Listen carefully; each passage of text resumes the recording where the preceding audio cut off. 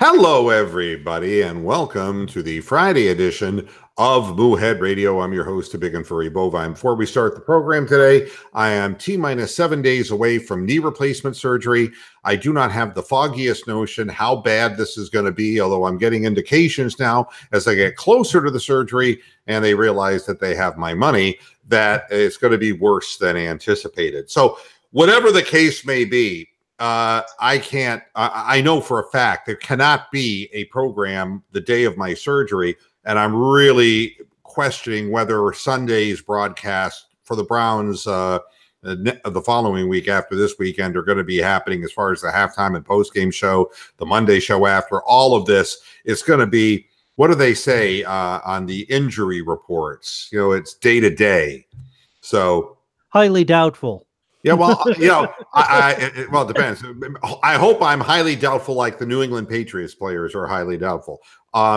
We'll see how it all goes. But yeah, I was told that I could get off pain pills in 10 to 12 days, and now suddenly people are talking about a month.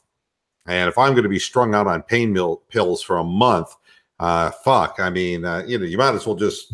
I might have. Wait a second. Did anyone have a phone? Then you'll have to change your name to Kennedy. No, I was going to say, hello. I want to talk to Josh Gordon, please. Yeah. So, yeah, he can give me some help. I know it's been so successful for him. You know, maybe I can have Johnny Manziel's rehab facility recommended to me because we know that works. Well, so you're in well. Florida. Just ask a Haitian or a Cubano. Oh, they'll tell you where the good shit is. Ah, come on, that's racist. That is racist. I mean, come on. You don't want that shit from the Jamaicans. Good. All right, so I'm going to skirt right by that and continue on with the meat of the program because I'm just that kind of a cow. The links, if you want to be part of the program on the panel today, they're at mooheadradio.com and also on the YouTube.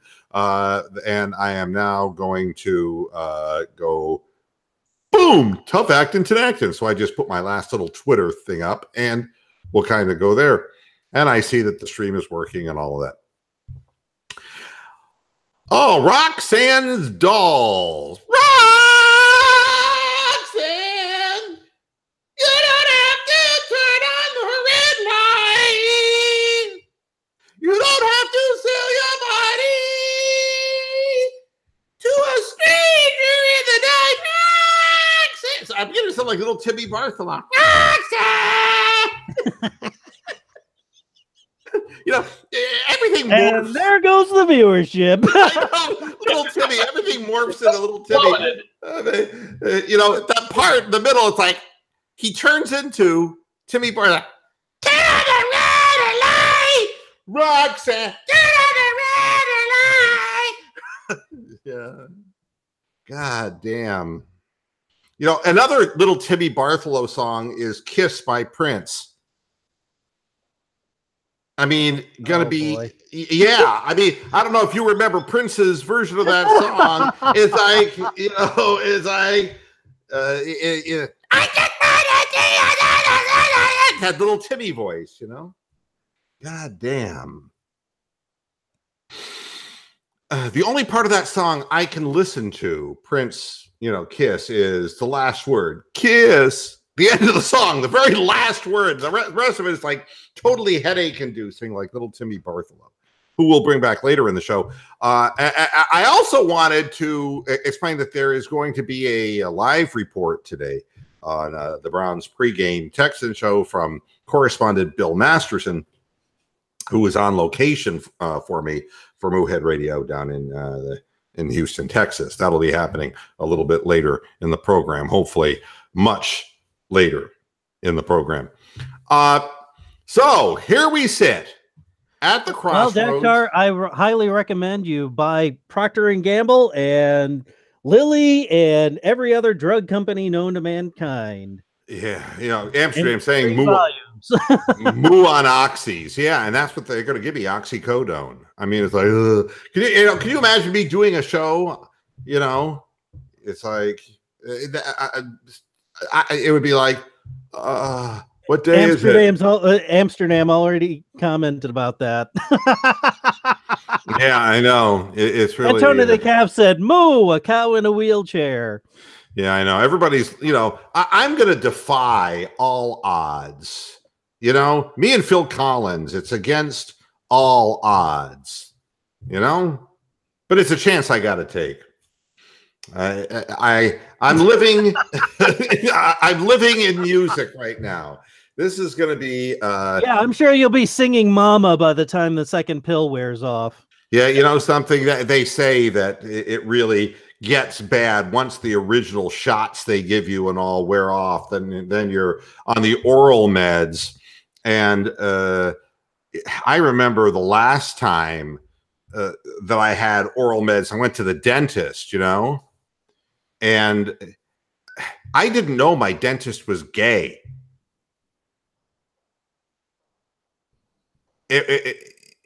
It's a very difficult thing when a gay dentist says to you, open your mouth, you're going to feel a little prick.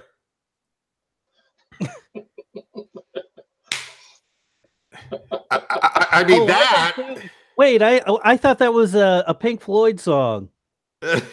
God. I mean, it's like, just a little pinprick. Yeah. Oh, yeah. My God. You're a little sick. Yeah. You said the roof of my mouth. You didn't say anything about my throat. Yeah. Or it could be like Bill Cosby. Oh, look, a rainbow. Now he's going to find out what that rainbow feels like big time. It's going to feel a lot like a train going through a very narrow tunnel. Jake Miller in the chat room. How you doing? Mark Jones in there. Hi, Joe Fox. Hi, Dactar. No, Dactar, I'm not going to share my pain pills with you. God, I will share my pain with you, and we have now for how many years with the Cleveland Browns. Tony is in the chat room. Tony the Calf, declaring freedom from Butler poison. He's convinced now that Thibodeau and his Wolves are on the right path. So basically, Tony's been on pain pills for God knows how long. Yeah, they're going to be the Chicago Bulls 2.0. They're going to be good enough to make the playoffs, but they're not going to go anywhere.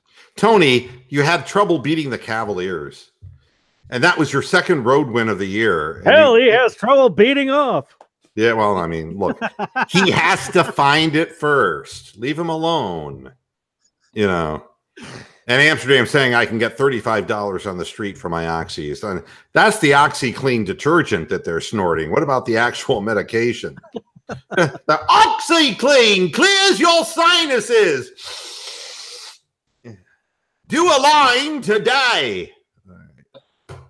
I've never understood why in infomercials, why they always use people with British accents. They must think Americans must believe British people, Like Mrs. Lucas. It's like guy walks into his house and there's a guy on top of his wife. And the guy stands up and goes, "Oh, no, you've certainly got the wrong perspective on this chap. I'm not doing your wife." And the American goes, he's telling me the truth. He's British. He wouldn't lie about something like that. We have this vision of purity with the British accent, Killed by a tiger. Yeah. Well, it is his uncle. At any rate, I think Brian's on the Oxys. That's what I think. The Cleveland Browns play the Houston Texans, and I would have expected Steven to be around here because he is the biggest booster of all of the Texans, but he's not. And maybe his team will run and hide like he is come Sunday. It's going to be a real challenge for the Browns. I've been having a running back and forth with a guy, and I don't even know, he has some YouTube name that I can never remember, D-Pack something or other. I don't know what it is, but it's interesting that he is absolutely convinced that the Browns are equal in all respects to the Texans, except for their wins and losses. But, I don't mean to be smug about this, but I can honestly say these two franchises are not equal yet. I'm not saying that the Browns aren't getting better. They are getting better. And the Texans have had a very good year, and they've been on a streak and playing very, very well. Their roster is more filled out. I mean, you take a look at our special teams players. Part of the reason, besides having an idiot special teams coach, is that our roster is really thinned out, and they commit penalties constantly, our special teams group, and they're not very good at tackling, and people can get substantial yardage against them. And that's roster thinness. And if you don't see that, so thin they could pass for Tony's sperm count. Boy, you're getting personal with Tony. I didn't even know he had a sperm count. It's just, and the reason Tony doesn't know is he has to wake up first before he forget it. It's an old Tony joke, and we're not even going to go there. I love Tony the Calf. And I'm glad that his Timberwolves are starting to win, but that's not what we're here to talk about. We're here to talk about ice fishing. No, we're here to talk about the Browns. Hey, they actually have more wins than Tony has. If the Browns wins were inches, no, we're not. No, you're not going to rope me into this. You're not going to rope me into it. Here, all right. So the Browns are not equivalent in roster, and nor could they be expected to be after an 0-16 season. I think that they've made some critical gains where they need to make them, but the Browns are up against a few things this week that are going to prove different than in other weeks. Let's start, as I always start, with just the basic stats on what makes this challenge a unique one. Every week we find a unique challenge. We know that Deshaun Watson's having a good year. He's completing 66% of his passes. He's averaging 8.4 yards per completion. He has a long of 73, so he can beat you deep. He's thrown 9 interceptions. He's thrown 20 touchdowns. Again, that's that 2.7%.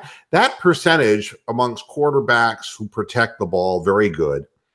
The difference between Deshaun Watson and other quarterbacks that we face is that Deshaun has been sacked 37 times this year, which is a lot, okay, compared to the guys like, Matty Ice that we face, guys like, Drew Brees. This guy's getting sacked more, all right? We always do the plus minus on this. They have sacked the quarterback. Let's see if we can look this statistic up, 34 times. So they're -3, although 34 sacks is a lot of sacks. They get to the quarterback frequently. Their quarterback is gotten to too frequently, but there's an asterisk that goes with this. He's averaging 236.5 yards per game through the air. He has a 101 quarterback rating. The thing that makes him a little different is the fact that he has rushed for 345 yards. All right. He is average 5.6 yards per carry.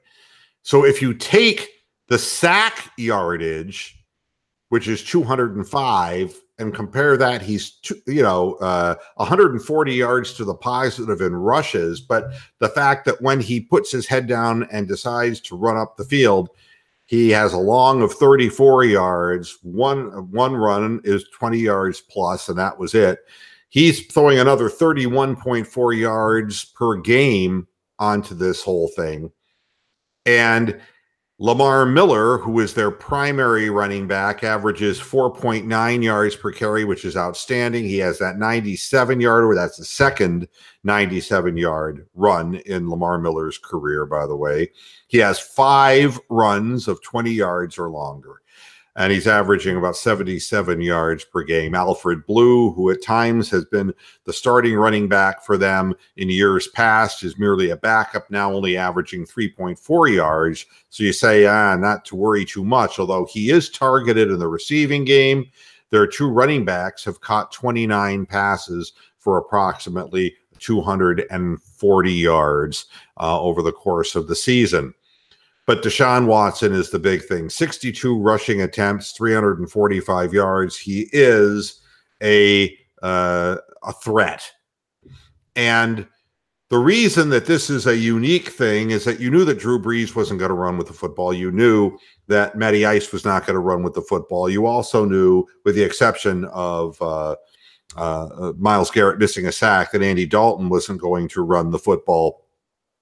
But here you have a guy who can complete 66% of his passes and hurt you long, hurt you deep, but also can go back, and if all of his options are covered initially, if you don't have a spy on that quarterback, you're in big trouble, and he's a big guy. It doesn't take one man always to bring him down.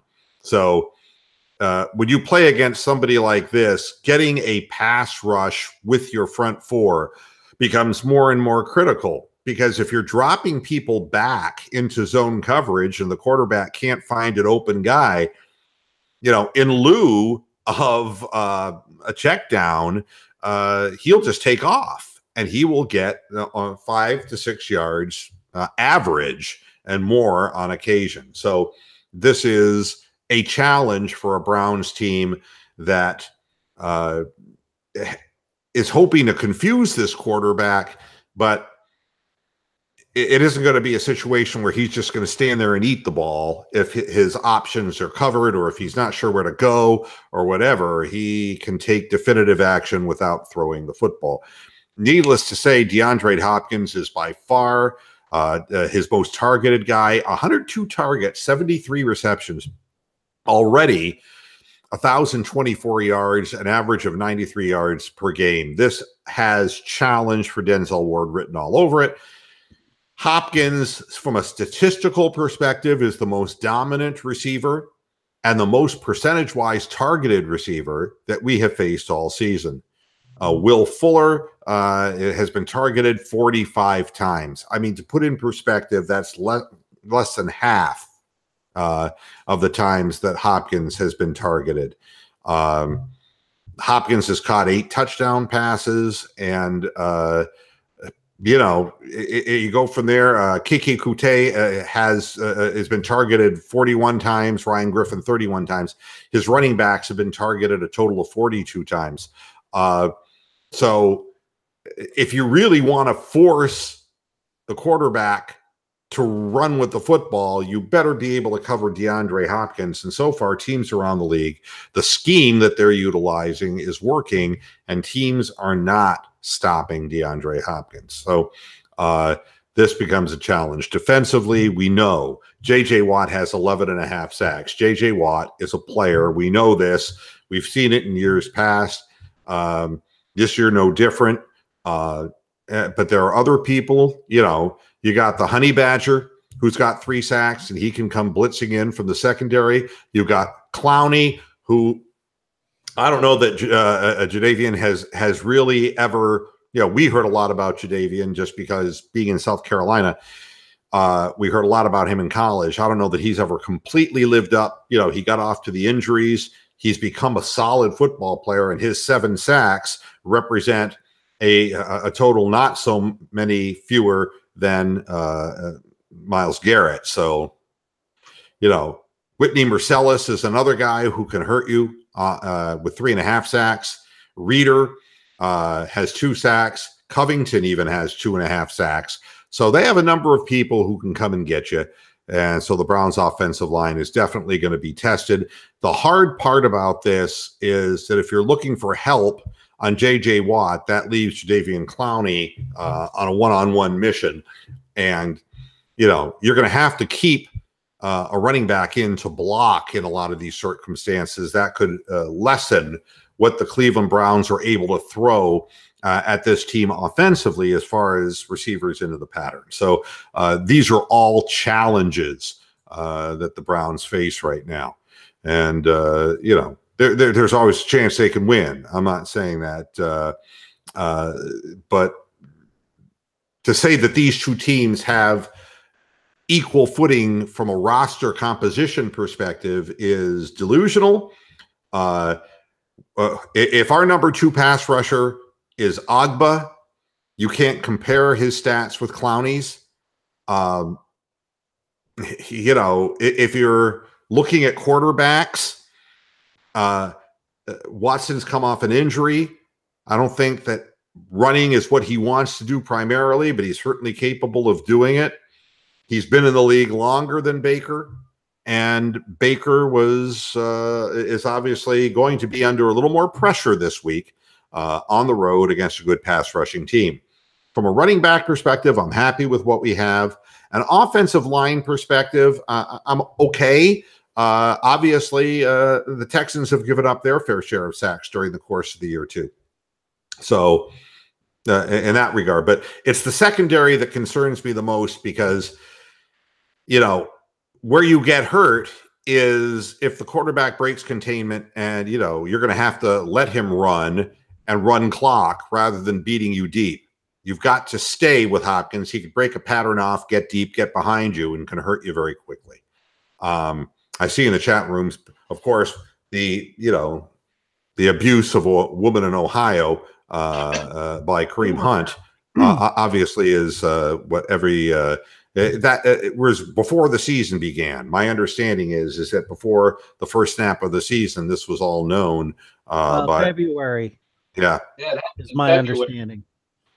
Yeah. So I don't know, but you know, what I do know from briefly reading the story and then walking away from it because I really didn't want to talk much about it,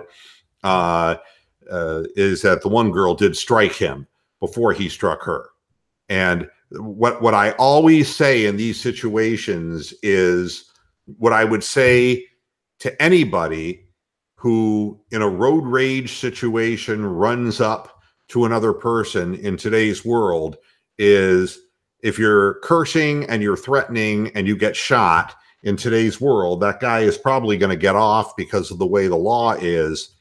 And I don't think it's ever a good idea to strike somebody first. I just don't think it's a good idea. I'm not justifying what Kareem Hunt's done, but when I see that in the description, I just kind of turn away and say, you know, I need more details.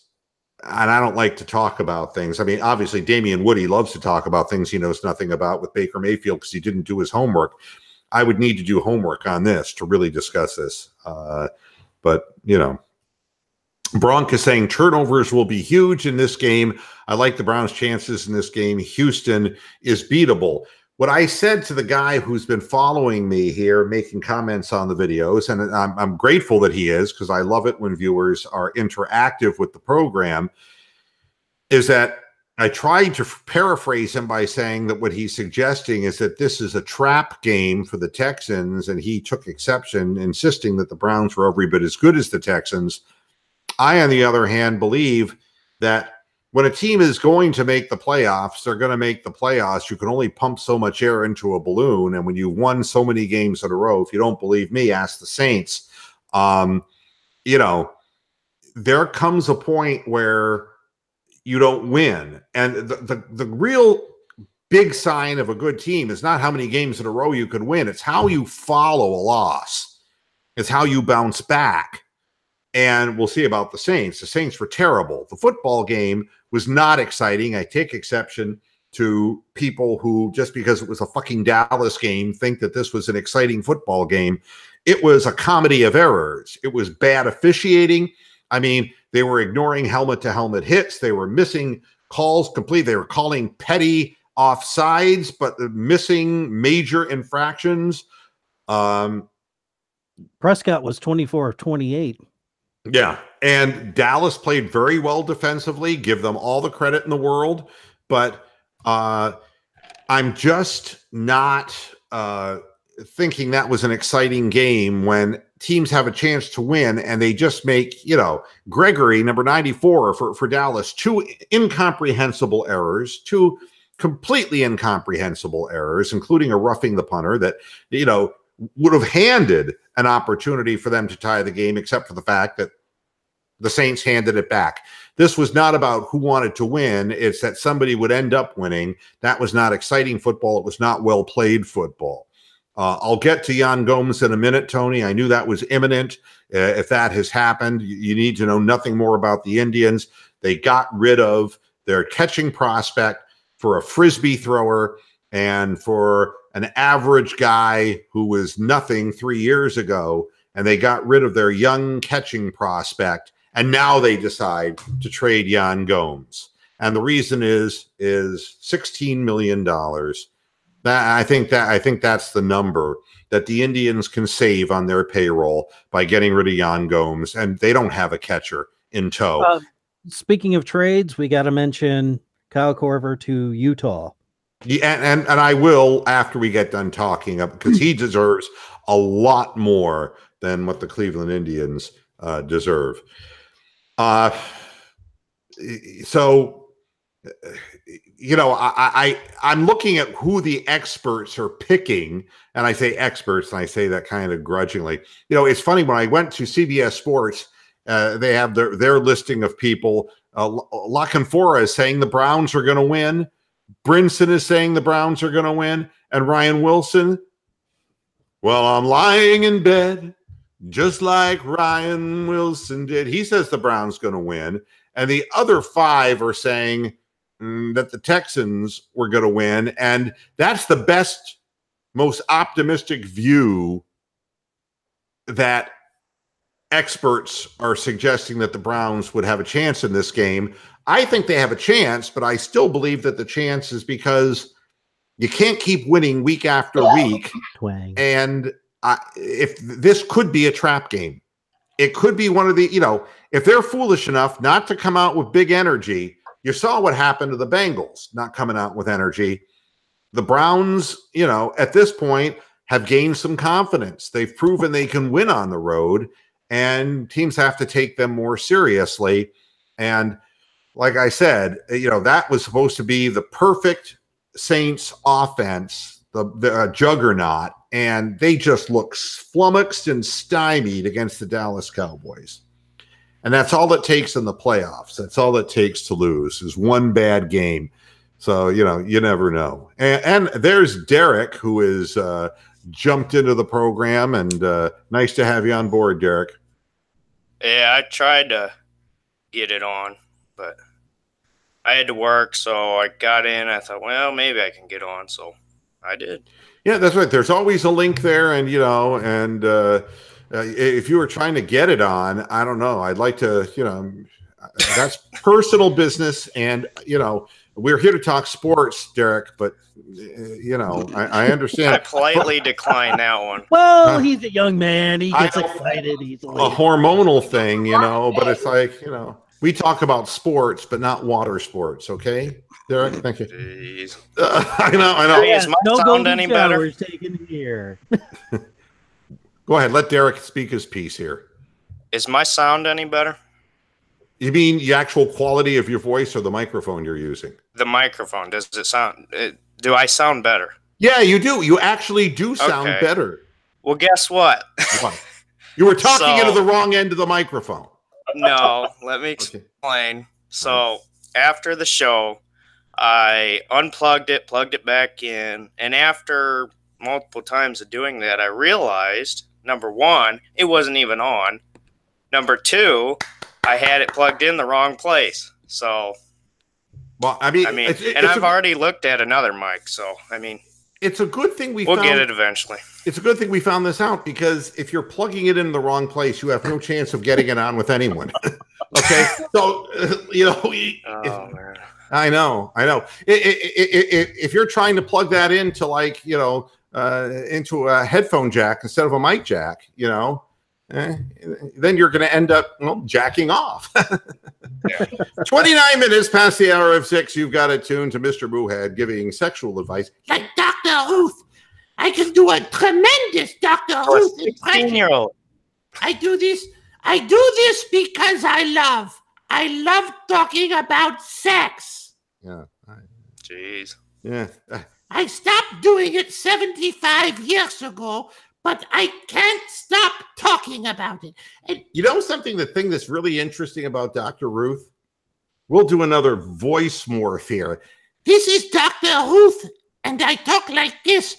But if I go up a little higher and I go like this, I'm little Timmy again. Now, little Timmy talking about sex wouldn't be nearly as interesting as Dr. Ruth, would it? I accidentally played with myself yesterday. I didn't realize how much fun it was. I didn't have any friends playing in the neighborhood. And my mother said, Timmy, why don't you play by yourself? And I thought she said, play with yourself. Oh, man. Oh, God. My mom said to be a lesbian, you had to eat this box. Oh, God. I love the entertainment you get tuning in to this show. I'm telling you. Yeah, it's instantaneous. I mean, it's just disgusting. So I think it's a possible trap game in that regard, but Houston's on a run right now. And the question is, do they let their guard down as they look ahead in their schedule? Because, you know, they're at a point right now where, what are they, 8-3 for the season? Is that what the Texans are? Yeah. You know, you start looking ahead, you count this as a win. Okay, we're 9-3. And what do we need to do in order to win our division? Blah, blah, blah, blah. And that may not be good enough. But on the other hand, ESPN.com's experts, and there's, if you want to call them that, No. all have picked the Texans to win without exception. So that will, again, kind of tell you something. So I'm not sure what it tells you. So I'll be straight. So I just watched the Kareem Hunt video. Somebody help me out because all I seen was a shoving match. Was there actually the kicking you guys? You know, that's one thing. The video that they had up, it wasn't flat out like the Ray Rice thing, you know? Or his wife. Yeah, I mean, you know what I want to do with the Ray Rice thing? I wanted to like to use Michael Buffer's voice. And the winner by knockout. Yeah. Jeez. Yeah. You know, what I always wanted to imagine was living with Michael Buffer. What a person's life would be like at the dinner table. Pass the potatoes. You know. Wasn't he in that one Adam Sandler movie? God, there've been so many I couldn't count. The one where Adam Sandler plays the Super Joe Mossad guy. Oh, I don't even remember that movie. I know what you're talking about, but I never saw it. And her breasts are perfectly symmetrical. Oh, okay. Yeah, so it would be the same thing as demanding sex. How? Yeah, and then they get deflated at the very end. It's pretty funny. Demanding sex, Michael Buffer. I think I tuned in. You know, it would just be, you know, I just can't imagine. At any rate, enough. Yeah, the Kareem Hunt thing I don't think has legs right now. I mean, it's and Bronk wants Tommy Turntable. Tommy Turntable is my friendly adult communicator disc jockey who sounds something like this. At the 34 minutes past the hour, 6 o'clock, you got to tune to Tommy Turntable right here on Moohead Radio. What a beautiful day down here in Florida. Let me tell you something. And what a perfect day to have oral sex on the beach. Something I don't mean the drink either. I mean literal oral copulation. Tommy Turntable. I've actually heard, I've gotten tapes from disc jockeys back in the day from people who sounded like that. We used to call them pukers. God, I'm forcing everything. I tried to get this stool out of my ass. Nothing worse than getting a fucking tape with that on it. All right. Chad thinks Hunt's getting railroaded. Every Republican believes that. So don't, you know, I'm not ready to say one way or another. I just know that the account that I read, there's more investigation that's needed on that. No, I don't think he's talking about Lamar. No. No.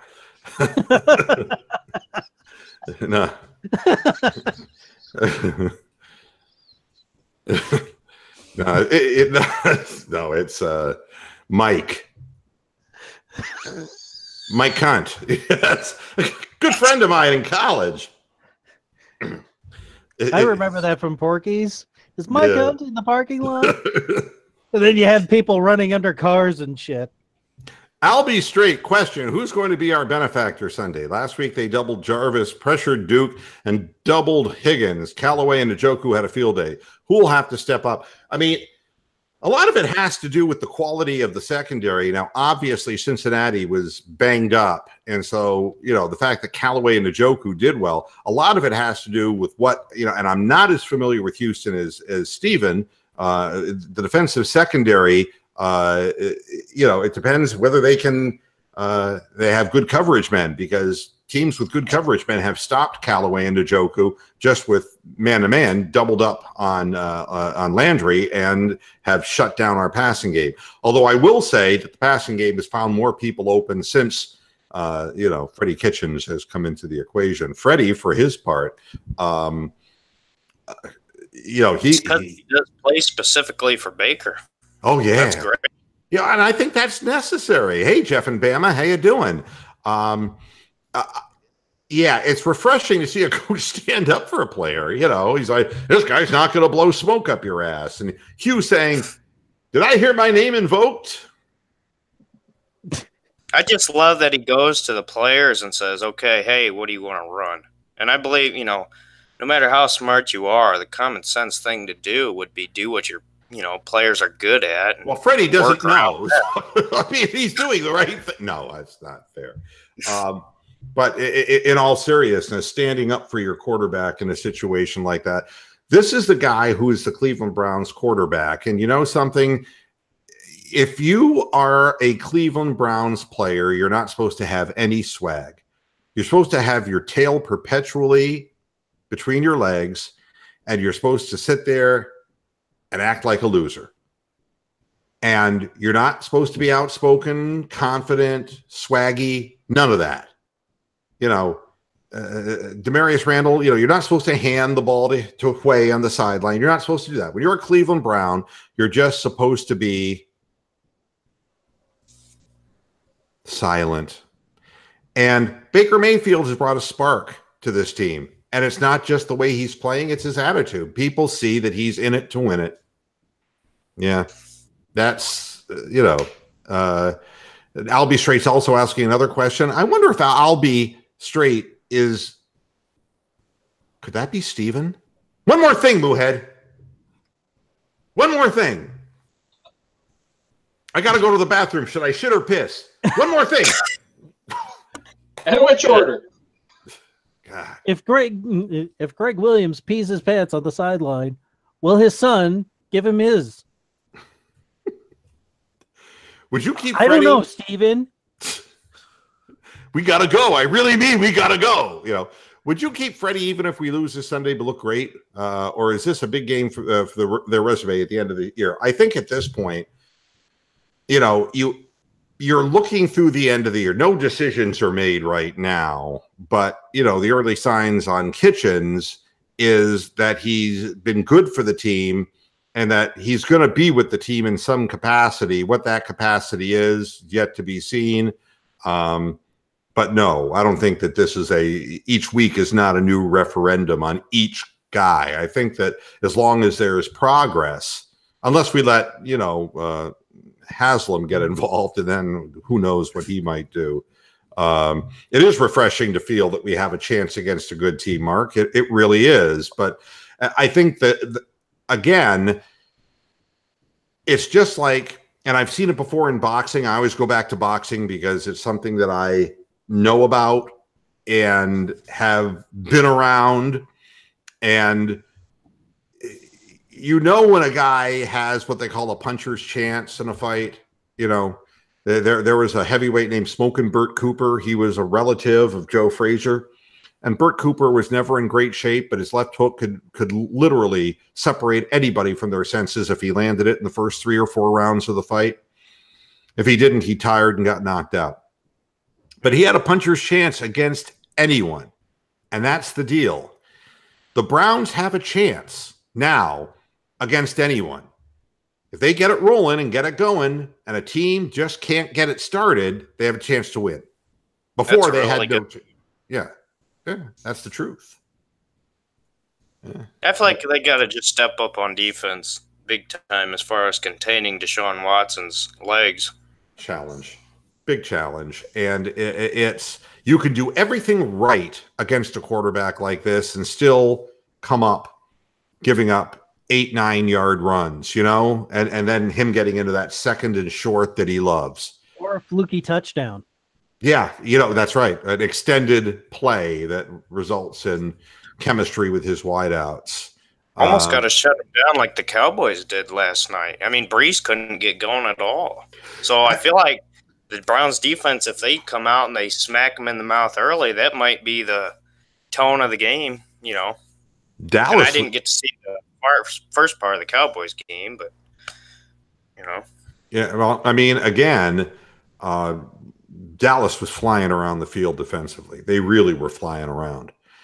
I mean, they didn't give up those open looks to Michael Thomas. I mean, everybody was challenged, covered. They went up and went after everything. So give them a lot of credit in that. Anthony Stone, who is formerly Anthony Nasca, I'm sorry you and your husband broke up. He's back to using his maiden name. It's a cruel thing that I said, but no, I like Anthony. He's a good listener. Did you guys see the Kitchens press conference? Yeah, I think yes. It reflects. I have to watch it. Yeah, you should watch it because it reflects not just a hunger. It reflects that maybe some of these guys are being motivated by Baker Mayfield. I think that those people who were down on Hugh are having their day. I think, the articles that were being presented on Cleveland.com were suggesting that there are still coaches who are pro Hugh and pro Haley. And why? But still a sharp division between the two, mind you.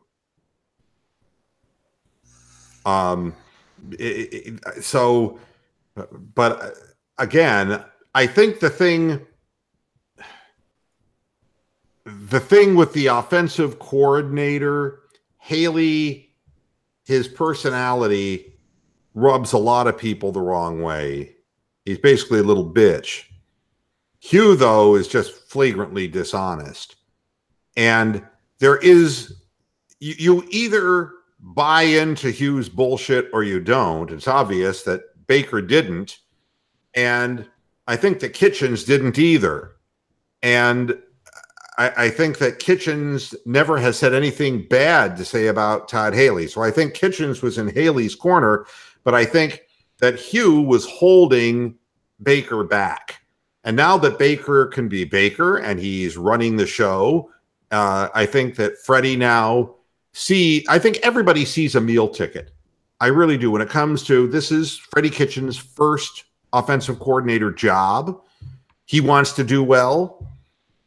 The last gazillion of them in Cleveland have never done well because, honestly, we haven't had a quarterback. And he's got himself a quarterback. And I think he's going to support that guy to the ends of the earth because he's winning. And the more they win, the more secure his job is. Let's be honest for what this is. It's an audition. It is. And based on if, in fact, he continues to do well, he will get a job somewhere because if he did this, but what he'll find out is if he doesn't have Baker, it's going to be real hard. It's real hard when you've got Tyrod Taylor. It's real hard when you've got Cody Kessler. Bortles. Yeah, that's right. Bortles. It's real hard. It's hard to make progress with your offensive scheme when your quarterback is just prone to making mistakes. Or the second coming of Richard Todd up there in the Meadowlands. Yeah, Richard Todd. You have a Richard Todd fetish. Jeff and Bama, how much money did Haley cost Taylor? Yeah, I mean, boy, talk about the invisible man. You know what was really weird? They finally showed him briefly on the sidelines in the Cincinnati game. Why was he wearing a Maytag uniform? I mean, this is the guy you never see. It's like he's just disappeared. And yeah, what it's and I don't know if he'll ever be a starter again. No, I mean, no. I don't think he's a bad backup, but well, anyone who's a backup can be a starter through injury, right? This we know. So getting a backup position, and that's one reason why the Browns have decided to hang on to Tyrod Taylor rather than trade him for something, because otherwise you've got, the coach wearing a jersey in Drew Stanton and his 42% completion percentage. Right. I mean, and it's like Josh McCown is now starting for the Jets because Darnold's been out, right? Backup quarterback becomes the starter by default in this league just because of the way the game's played and the danger to the position. So Tyrod Taylor will start games again, but he'll never be looked upon as a primary guy. By the way, it was interesting to find out that Greg Williams' son, for the last 2 games has been calling the defensive plays. I thought, really? Oh, yeah. Now, that's something that came as a surprise to me. I didn't know. Nobody knew that. That just kind of came out. And kind of like George Takei. I mean, it was like, this came out real quick. And it's good. I mean, for the standpoint that Greg Williams cannot do everything. And so he has put himself into a more head coaching scheme. But he has, through his relative, a close input onto what the defense needs to be done. It's kind of like the old Buddy Ryan thing, and his sons grew up around him in the system. Well, Blake Williams has grown up around Greg. So I don't think we lose much as far as the defensive end. We've gained in the offensive play calling, and we got rid of Hugh. And how good a coach Greg Williams is, head coach, I really don't know. But what I do know, getting rid of Hugh was a huge addition by subtraction. Yeah, so, absolutely. That's great. So is JR selling used cars yet? He should, because the trade that we just made, and we'll talk about that in just a minute because we have to pick the game. No, he's trying to get a job on Chicago Inc. Yeah. Who is talking besides Brian? I think Derek. Oh, I was just asking, were you talking about the Korver trade, I assume? Yes. Yeah. And Alec Burks is obviously a guy who's going to fit into a rotational plan like J.R. Smith would have. So that spells... Like it's just a tank. I really do. Do what? I said I feel like it's a tank. I really do. I feel like they're the Cavs. The whole season.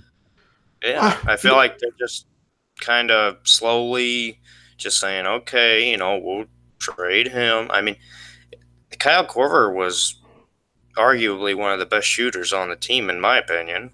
Yeah, but he's at the very end of his career. He's 37. Number 2, he helped them get to the finals, so they're rewarding him by at least giving him an opportunity to play in the playoffs again.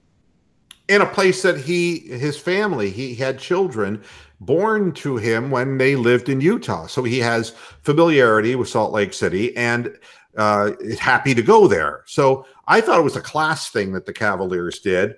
And I think that it's great for him. They're 3 games under 500. I think people expected a little bit more from Utah. Utah does not have the perimeter shooting. They're like 29th in the league in their perimeter shooting, and they need help in that regard. Korver's a guy who will give you 100% effort. And I think that he's a good guy to come off the bench, and getting a 2020 second round pick, a 2021 second round pick, and Alec Burks is as good as you could possibly hope to get for a 37-year-old jump shooter. And, do I think they're tanking? I don't think there's any other way. There is no way of winning without a superstar or more than one superstar in the NBA. And we don't even have one because Kevin Love is not coming back until January, and I don't think Kevin Love is going to play in a Cavaliers uniform again. I really don't. Unless you have a good coach with a collection of B players like the Celtics last year. But it caught up to them even, didn't it? Well, that's because they got Mr. Selfish running the show now. Well, I mean, look, the way I look at it is you can only go so far with guys who aren't proven winners at crunch time. And the Celtics choked out Game 7. All right. They played like shit in Game 7. They lost to a team they shouldn't have lost to. But it's because their players just didn't know. They didn't know exactly. The only way that Love will be retained, Mark, is if they honestly are well on their way to tanking out the season and they feel that a guy like Zion Williamson or that, RJ Barrett. That's right, is a future NBA star. But by the time a young player who's 19 years old develops, Kevin Love will be gone anyway. I think that the Cavaliers are better off trading Kevin Love because there is no way that they can dovetail a 30-year-old Love who's already injured every season and missed serious time over the last several years. It's only going to get worse for him. And at 31, 32, 33, by the time a 19-year-old, think of Colin Sexton. I mean, how long is it going to take Colin Sexton to really come up to speed? And it's not an unreasonable thing to say he is 20, 21, 22, 3 years. By that time, Kevin Love is 34 years old. So if you can get a lot and come up with another couple of young stars that will grow up together at the same time so that Sexton, Zion, and somebody else, will dovetail, you actually have a chance then to do something. But if you keep Kevin Love, you have no chance. In this NBA, Kevin Love doesn't run fast enough. He doesn't do enough off the dribble. He doesn't separate. And when you look at the definition of a superstar, in today's NBA, I don't think he's really that much of a superstar. I mean, he, like you said, he's slow. He's not explosive, and he's not nearly as valuable as he once was. And he's on a decline. Plus, they're loaded at that position. Yeah, I mean, Anthony, he says, is it me or is it the national media that all hate Baker? And the answer is, I told you, they want to make a loser of him. And he's defiant. They lose their easiest story. They lose their easiest story if Cleveland starts winning. They have to find another whipping boy. And they got to find a team that's bad enough to live up to that. And the Browns at 1-15 and 0-16 earned that right. And the press isn't going to let it down easily. That's the reason they're haters, is because they're just trying to keep a dead story alive. As far as they don't want to admit that they're wrong. They were, they were on the bandwagon of Darnold. They were on the bandwagon of Allen throwing 100 yards. Everybody thought Johnny Manziel 2.0, and they don't want to be wrong. I mean, you don't want to be wrong, obviously, but they can't admit, with their egos, they can't admit that, well, here he is. He stepped up for a team that needed that spark, and he came in and he's playing good. They can't accept that. And like Cow Turd said on his show, he likes his quarterbacks to be boring. Quarterback-eel, I believe, was the term he used. You can't fucking go out and actually have an opinion or answer a question directly. You have to play this whole Tom Brady dickhole. We're just moving on to the next team. Fuck that. This is how I feel. If you don't like it, go fuck yourself. And this is the way we're going to do it. And we're moving on to the very next team. Next question. No, I want to. He was not a cookie cutter quarterback, so he's not politically correct like everybody wants him to be. He's our Donald Trump. Absolutely. That's what I was. That's kind of the role he plays. He's going to make Cleveland great again. God damn it! Kicking and screaming. Yeah, right. I mean, you can't be that brainwashed, can you? Really? Are you going to go? Why don't you go to Lordstown and tell those people how he's making America great again? Why don't you just go to those places? Why don't you go back to the coal country that he promised major jobs in and go and tell those people he's making America great again? Well, how about the 10,000 steelworker jobs that were kicked in because he decided to institute some tariffs? The tariffs have killed other industries. it is not a plus sum gain here. Politics is all talk. And no matter what side, it's all talk. It all comes out to who Pennsylvania ends up supporting. And in the midterms, they supported Democrats, not Trump. Okay? So obviously, I go by the politicians who feel the breeze and which direction it's coming in, and they know they can smell shit from 25 miles away, and they go the way that they are going to go. And they went, well, when we become the Soviet Socialist States of America, you can fucking wave your little red star flag. And when I see Putin hugging on the Saudi guy and Trump there with him, we already are there, buddy. We're already there. They're already in the White House. You just don't get it. But at any rate, at 6:56, we got to pick a winner of the Browns game first. That's important. So I'm going to start with Derek. What is the I guess I have to be the scribe today. Yeah, you're the scorekeeper. Yeah, because obviously Stephen couldn't make it today. Go ahead, Derek. Your predicted score. Well, I go ahead and mark it down. I'm going to say 21-27 Browns. And I say that because I feel like, and I don't know how much you're going to count it as a factor, but I feel like playing in Houston, where it's not going to be cold, you're going to be, I don't know, it's a dome, right? I'm not really. It's an open.